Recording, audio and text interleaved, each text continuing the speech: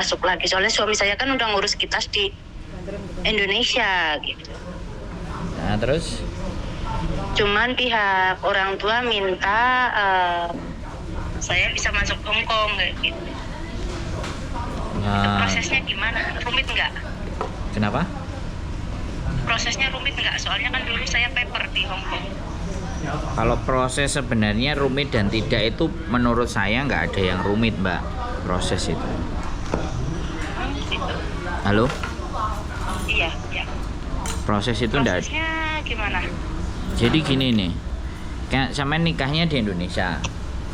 Iya. Jadi yang ngurus semuanya suami sampean, Mbak. Gitu. Ya, suami sampean ngurus, terserah sampean mau nikah lagi di Hong Kong atau langsung ngurus visa gitu. Gitu. Kalau suami sampean mau ngurus nikah sama sampean di Hong Kong bisa mengajukan nikah. Jadi kan nikahnya double baru urus visa. Kalau saya kan saya mantan paper nih, kalau ngurusin pernikahan di sana, saya masuknya gimana? Ya nggak apa-apa. Langsung bisa masuk ke situ? Duh. Jadi gini kan, untuk masalah langsung bisa masuk dan tidak itu bukan saya yang bertanggung jawab, Mbak. Paham nggak? Oh iya, iya. Iya kan? Iya, iya. Itu semua itu yang bertanggung jawab itu apa namanya? Imigrasi Hong Kong. Saya cuman ngasih tahu ke sampean prosedur untuk ngurus buat suami sampean pulang ke Hong Kong terus ngurusi sampean untuk ngambil sampean. Gitu loh. Makanya nek sampean kita bisa ngomong sama suaminya sampean atau bojoku ngomong sama suami sampean, bisa tahu gitu. Kalau mau ya langsung ke imigrasi di lantai 2. Jadi aku mau ngaplaikan bojoku dependent visa kan kayak gitu tuh. Halo.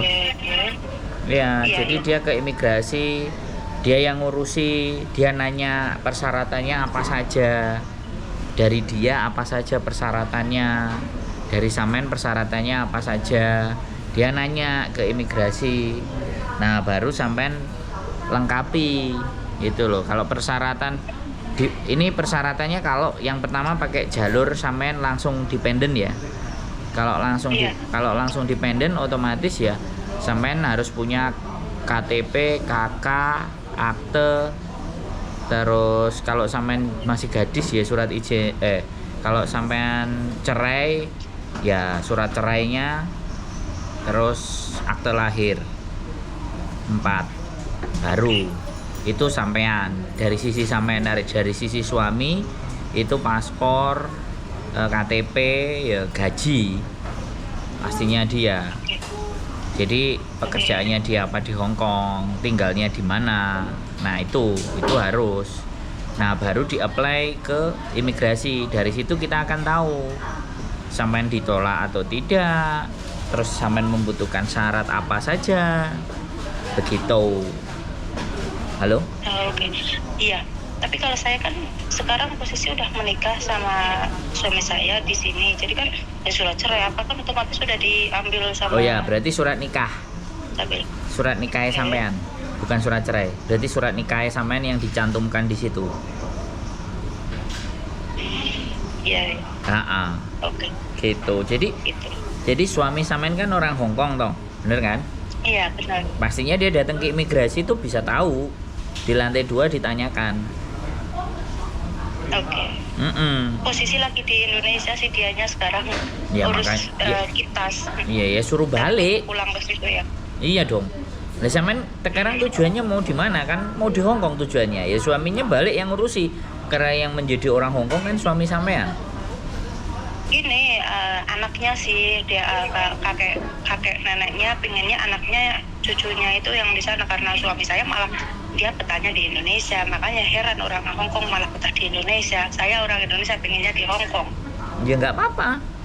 Kalau dia mau cucunya ada di Hong Kong ya nggak apa-apa. Suruh ajak kakek neneknya juga. Saya mau ngambil cucu saya untuk saya rawat. Penjaminnya kakek neneknya kalau orang tuanya nggak mau jamin. Kalau orang tuanya mau ke Indonesia. Jadi siapapun yang ingin dijamin di Hong Kong, yang menjamin itu siapa, yang dijamin datanya komplit, datang ke imigrasi diselesaikan. Iya. Nana udah tak bikinin affidavit, udah tak bikinin paspor juga, affidavit juga udah ada sertifikatnya. Iya ya, nggak ada masalah. Ya itu tinggal sampean translate aja ke bahasa Inggris. Kalau itu bahasa Indonesia, gitu loh. Kalau sampean minta tolong kita untuk ditranslatein, ya nggak ada masalah gitu. Jadi nanti kalau saya butuh bantuan apa, minta tolong Kak Sandro bisa ya? Ya tinggal ditelepon aja. Oke, terima kasih Nggak banyak. ada masalah. Jadi itu tidak menjadi persoalan penting selama suami sampean itu orangnya ada pekerjaan, ada tabungan, ada segala sesuatunya. Jadi pekerjaan sih dia sekarang udah nggak punya karena kan dia buka restoran, tapi restorannya sekarang udah dijual karena ya kemarin pandemi kan, cari pekerja juga susah, tahu sendiri pada bangkrut kan orang Hongkong. ya sekali lagi saya kan nggak ngerti keadaan suami sampean. Jadi untuk memastikan sampean bisa lagi ke Hongkong dan tidak, itu tergantung suami sampean memperjuangkan sampean di Hongkongnya bagaimana. Oke, siap. Gitu loh, karena yang orang Hongkong kan suaminya sampean kan gitu. Iya, benar. Jadi harusnya dia orang Hongkong itu dia harusnya lebih tahu dibandingkan saya. Tapi karena nggak semua orang Hongkong itu ngerti peraturan. Nggak semua orang tahu. Iya, nggak semua orang Hongkong tahu. Nah kebetulan saya kan ngurusin teman-teman, jadi ini yo setidaknya sedikit banyak ngerti lah. Ini Kak Sandro yang suaminya Mbak Yuli apa bukan? Ya iya Mbak, masa suaminya siapa lagi? Nggak, soalnya ya takutnya salah. Loh, dan sampean ngerti bojo saya emang atau bagaimana? Kenal.